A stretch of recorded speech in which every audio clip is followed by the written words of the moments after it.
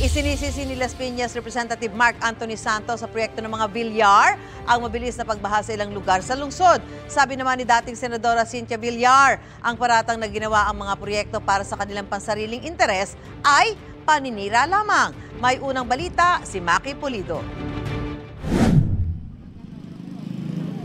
Noon pa man, sabi ni Claudia, problema na ang baha dito sa barangay Zapote 2, Las Piñas City. Umaabot po ito dito, tapos hanggang pumapasok po siya sa loob hanggang may hagdan. Hanggang dito po. Nitong Hulyo lang dahil sa ulang dala ng habagat, binaha ang maraming lugar sa lungsod.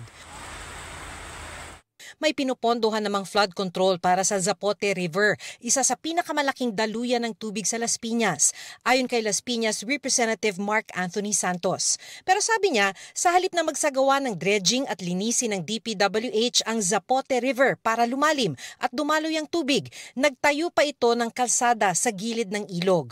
Kumipot tuloy-an niya ang ilog at mabilis nang umapaw, kaya mabilis bumaha sa syudad. Malaki po ang inoccupy nito doon sa Zapote River, na kung saan makikita natin ngayon na talagang medyo nabawasan yung puwang or yung luwang ng river na nagdudulot ngayon ng problema dito sa Las Piñas.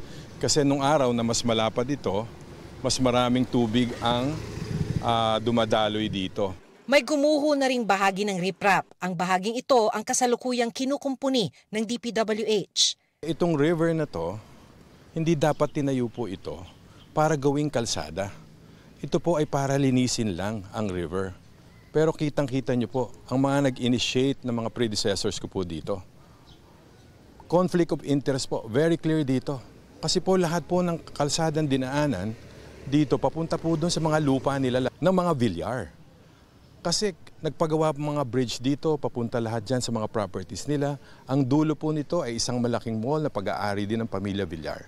Ayon kay Congressman Santos, noon pang 2012 sinimula ng kalsada na may haba na ngayong hindi bababa sa 10 kilometro.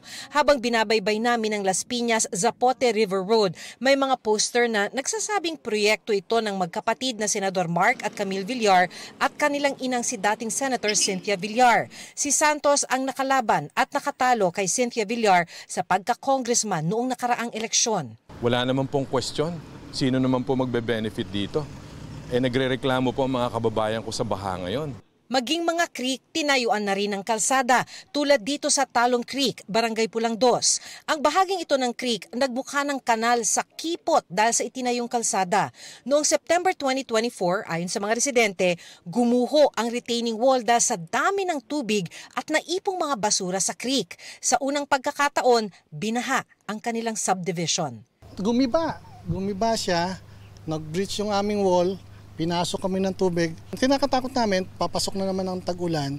Wala na tutulog dito. Sa pahayag ni dating Senator Cynthia Villar, sinabi niya na ang Las Piñas Zapote River Drive ay isang flood control at traffic decongestion project upang ma-rehabilitate ang Las Piñas River at makapagbigay ng pangmatagalang solusyon laban sa pagbaha sa lungsod.